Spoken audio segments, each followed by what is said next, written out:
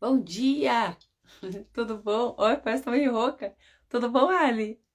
Oi, Rose. Eita, vou tomar um pouco d'água aqui. Cadê minha água? Aqui atrás, cadê? Bom dia, bom dia. Oi, minha mãe! Já acordou cedo, mãe? Poxa! Tá cedinho já. Vai dormir, deitar um pouco, descansar. Ela dorme tarde. Helena, bom dia. A Julieta. A Lourdes. Oi, Lourdes, tudo bom? Que joia. Oi, Maria, tudo bem? A Ana Lúcia. Bom dia, gente. Bom dia. Sexta-feira, né? Mais uma semana. Louvado seja Deus. Oi, Kátia. Paz do Senhor, Kátia. A paz. Que Deus nos abençoe com a sua paz. Tudo que a gente precisa, né? A Leide. Deixa eu tomar um pouquinho aqui. Hoje tô com meio sem rouca. Ai. A Marta. Bom dia, Marta. Bom dia. Glória a Deus, né? Mais uma semana vencida. Primeira semana de junho, dia 3 de junho. Oi, Andréia. E é assim, né? A gente vai seguindo. E muito bom a gente seguir com Deus, porque nós temos a oportunidade de ser transformado a cada dia. E esse transformar-se no Senhor depende de nós, depende do nosso quebrantamento de coração, depende do quanto a gente se permite ser moldado pelo Senhor. Dói, né? O Senhor compara muito o barro e o oleiro. O oleiro tá ali, ó, modelando o barro. Às vezes o vaso quebra, trinca, aí tem que começar tudo de novo, né? Mas no final é uma obra perfeita. E é isso que Deus faz com a gente, vai nos aperfeiçoando, vai transformando o nosso caráter, até que a gente alcance o caráter de Cristo. É isso que Paulo fala lá nas cartas. Nós somos transformados, edificados, para que Deus possa imprimir em nós o caráter de Cristo. Oi, Vânia, tudo bom? A graça e a paz, Vânia, graça e a paz. Glória a Deus por isso, né? Então, eu estava tentando descobrir aqui onde que a gente tinha parado ontem, que o meu marcador estava no lugar errado. Mas eu lembrei que nós lemos até o 12 do capítulo 45 de Isaías. Que benção, né? Você sabe que ontem eu estava mexendo num canal lá, que eu abri um canal lá no YouTube para colocar algumas mensagens lá. Porque tem algumas mensagens que eu fico até com dó de apagar, assim, né? Quando Deus fala muito comigo naquelas mensagens e tenho certeza que fala com você também, né? E pensei, vou deixar armazenado alguma coisa. Aqui no Instagram não é bem o lugar para isso, porque fica uma bagunça ali, né? Não tem como você separar por playlist, não tem como você separar nada. Então eu tô colocando num canal lá no YouTube. Nossa natureza, coloquei assim, né? Porque eu falei, na nossa natureza divina, a nossa natureza em Deus. E aí tô colocando as mensagens, você viu que eu já apaguei imediatamente, que é a de ontem, né? E aí eu vou colocar lá, se porventura você quiser indicar para alguém, né? Se você quiser ouvir novamente, porque tem vezes que a gente precisa ouvir de novo aquilo que Deus vai revelando no nosso coração. Eu creio muito, a hora que a gente está unido aqui como igreja, nós estamos unidos aqui. Você está aí, eu estou aqui, mas a gente está unido no mesmo propósito. Para Deus não tem distância. E quando a gente está unido assim, Deus age no nosso meio. Deus vai falando através de um, através de outro, né? E a gente vai crescendo junto. Então, se você, de repente, um dia, né, Deus falou muito no teu coração, quer ouvir de novo aquela mensagem, aí você vai ter a oportunidade de achar ela lá e até guardar na tua lista, sei lá, né? Tá lá. Eu quis guardar. Acho que foi em setembro do ano passado que eu comecei a colocar os vídeos nesse canal, fazendo simultâneo no YouTube, né? Deus tocou meu coração assim que outras pessoas também podiam participar dessa forma. Mas é bem complicado fazer live pelo YouTube, não é uma coisa simples assim como pegar o celular, clicar num botão e aparece. Até dá para fazer isso por celular, mas eu teria que ter dois celulares aqui, né? E aí tem o programa que a gente faz pelo computador, pelo notebook, mas é mais chato de fazer, é trabalhoso. E aí eu tinha que levantar mais cedo ainda. Falei assim, aí não tá aguentando, não. Que a gente vai dormir, não vai dormir tão cedo assim também, né? Mas enfim, tá aqui. Tô gravando aqui no Instagram e daí eu cato daqui e boto lá, tá bom? Ai, que joia. Então vamos lá, né? Quero ler ali com você Isaías 45 e a partir do versículo 13, que eu acho que é onde onde que a gente parou. Eu vou ler o 12 ali só pra gente lembrar. Cadê meu óculos, meu Deus? Mas assim, não editei nada, né? Do jeito que tá aqui, pum, joguei lá. Mas sabe, tá lá, de alguma forma serve, né? E às vezes a gente tem um entendimento tão interessante desses capítulos aqui, como eu falei para vocês, eu tô lendo o livro de Isaías de uma forma que eu nunca li antes. E às vezes é gostoso a gente poder rever isso, né, em algum momento. Às vezes Deus te dá uma palavra lá em Isaías 45, né? Assim, nossa, o que mais que eu posso aprender desse capítulo 45? O que Deus quer falar no meu coração? Aí tem um lugar que você vai lá, vai estar lá os versículos, né? Não sei até onde a gente vai, não sei nem qual livro a gente vai depois desse, mas vamos separando, vamos guardando então. E então, o 12, vamos ler lá. Eu fiz a terra e criei nela o homem, as minhas mãos estenderam os céus e todos os seus exércitos dei as minhas ordens. Deus falando nesse trecho o tempo todo, né? Que ele que criou todas as coisas, ele que fez todas as coisas. E ali no 13, eu, na minha justiça, suscitei a Ciro, de novo Deus falando do imperador, né? Que tá lá na frente, que ainda ia vir e ia governar sobre o povo que estava lá no exílio. Eu, na minha justiça, suscitei a Ciro e todos os seus caminhos endireitarei. Ele edificará a minha cidade e libertará os meus exilados. Olha só que coisa maravilhosa, né? A gente saber, Deus falando todo esse capítulo anterior, esse que a gente está lendo aqui, e até um pouquinho do anterior, ele dizendo assim da grandeza dele, que é ele quem faz as predições, é Deus que sabe todas as coisas, é Deus que conhece o fim desde o começo. Ele falou assim, vocês vão buscar a sabedoria, o conhecimento das coisas futuras na boca de pessoas que não estão profetizando de acordo com a minha verdade. E agora aqui ele falando com precisão que era esse imperador lá do governo, não era nem Babilônia mais, o Ciro entrou, foi a Pérsia que dominou sobre a Babilônia, então já era lá no finalzinho do exílio, 74 anos o povo ficou dentro da Babilônia, né, dentro desse cativeiro, e aqui Deus falando de que esse homem que ia libertar o povo, né? Lembrando que ele não tinha nem nascido, que Isaías foi bem antes do exílio.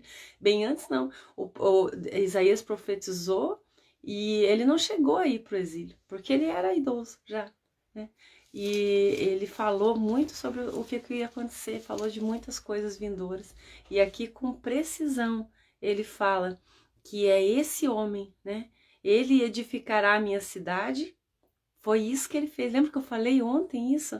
Que ele que deu todas as condições para Neemias ir lá e reconstruir os muros de Jerusalém.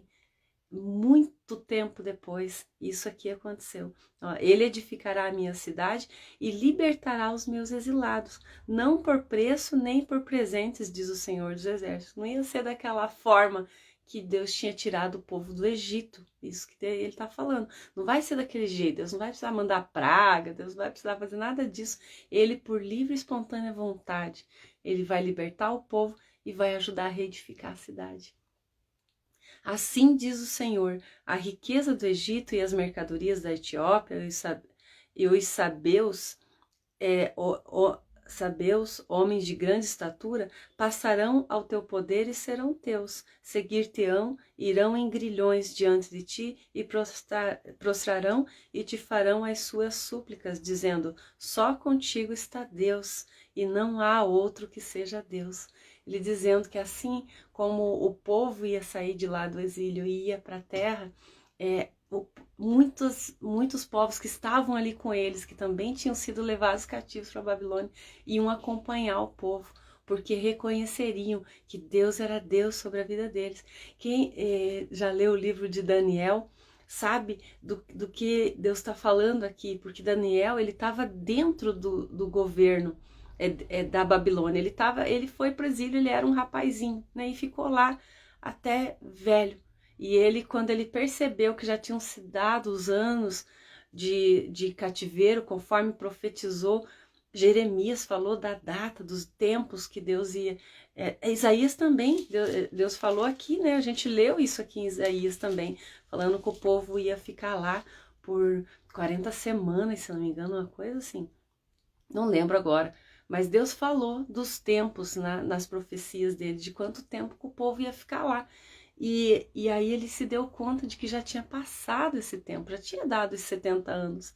Aí ele começou a orar para que a vontade de Deus se cumprisse naquele tempo ali que eles estavam vivendo. Como a gente já falou várias vezes, mesmo que Deus dá a palavra e você sabe que aquele já é o tempo, o Senhor pede para que a gente ore, para que a gente torne conhecido deles todas as nossas petições, como a palavra fala, porque Deus age sobre as nossas palavras, sobre a nossa permissão. Somos nós quem damos essa legalidade para Deus agir no nosso mundo natural. Então a gente precisa colocar diante de Deus as nossas necessidades. E mesmo que Deus tenha direcionado aquilo, compreende? Né? Às vezes a gente recebe um direcionamento de Deus, senão isso, ele vai te curar, ele vai sarar essa tua dor, e aí você fica ali só esperando. Você precisa pedir para o Senhor, colocar em palavras isso, porque ele age em cima das nossas palavras. E aí Daniel começou a orar pelo povo. A Bíblia diz lá dos 21 dias, né, que Daniel fez aquele jejum e começou a clamar ao Senhor. E Deus entrou em favor do povo em vários momentos onde Daniel orava. A Bíblia fala que ele orava ali 3 vezes no dia. Ele parava, mesmo contra o decreto dos governantes da época. E Deus fez muitos milagres ali no meio do povo, livrando os amigos de Daniel da fornalha, lembra? Que jogaram os 3 amigos dele lá dentro da fornalha, porque eles não queriam cumprir o estatuto de que tinha que se curvar diante daqueles governadores, daquelas estátuas que eles faziam. É um homem querendo dominar sobre pessoas, né? Deus falou lá no Éden, falou para o homem, a hora que ele criou todas as coisas, falou assim, vão e vai e governe sobre toda a criação, né? Sobre todos os animais da terra, todo o domínio sobre os animais da terra. Deus deu ao homem, mas Deus não deu ao homem domínio sobre outros homens, isso não existe, né? E infelizmente na nossa história a gente vê tanto isso, homens querendo governar, dominar sobre pessoas, e esses imperadores faziam isso para ter ali o poder e o domínio sobre o povo. E Deus livrou esses 3 amigos de Daniel, livrou o próprio Daniel da cova dos leões, né? Lembra disso? As historinhas infantis tem bastante. Então Deus tinha manifestado a sua grandeza no meio do povo, mesmo eles estando ali naquela condição de escravo. E com isso, quando eles saíram do cativeiro, muitos povos que estavam ali também acompanharam ele, dizendo, não, nós vamos lá, vamos ter esse Senhor como Deus nosso também, porque eles viram que Deus era Deus no meio do povo. E aqui Isaías está profetizando sobre essas coisas que ainda iam acontecer muito tempo depois, né? Existe uma diferença entre o povo de Israel, que as tribos de Israel lhe foram levadas cativos à Babilônia, e por último foi Jerusalém, porque Deus tinha dado aquela profecia para o rei Ezequias, lembra quando ele chorou lá, falou que ele não queria morrer? Nós lemos isso aqui, e Deus falou para ele que aquela geração dele ia ser guardada. Então, se eu não me engano, não sei, 120 ou 130 anos depois que o povo de Israel foi para a Babilônia, que Israel foi também. E aí que começou a contar esse tempo do cativeiro deles lá, né? E, enfim, né? Deus faz as coisas de uma forma perfeita, extraordinária, e tudo isso para trazer o quebrantamento no coração do povo, porque eles tinham se corrompido totalmente.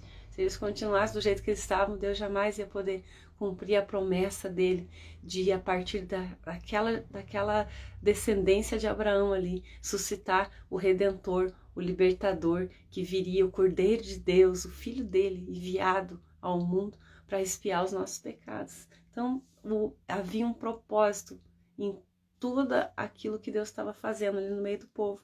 E as dificuldades cooperavam para isso. Era necessário que Deus permitisse aquelas situações difíceis para que o povo voltasse para o caminho e continuasse andando em linha reta naquilo que Deus tinha instituído para eles, né? E então ali ele falou das riquezas e das pessoas que acompanhariam ele, no versículo 14, e no 15, verdadeiramente tu és Deus misericordioso, ó Deus de Israel, ó Salvador, envergonhar-se-ão e serão confundidos, todos eles cairão a uma em ignomínia os que fabricam ídolos. Israel, porém, será salvo pelo Senhor com salvação eterna, né? Essa salvação eterna, ele falando de Jesus.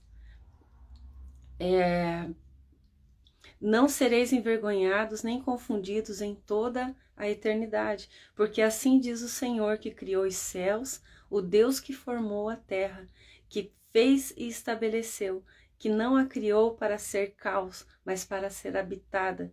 Eu sou o Senhor e não há outro, né? Glórias a Deus por isso. Deus criou a terra não para ser um caos, né? Mas para a gente viver bem sobre ela, para a gente ter domínio sobre os animais, sobre a natureza, para a gente viver em harmonia. Quando a gente vive em harmonia, a própria natureza responde com essa mesma harmonia.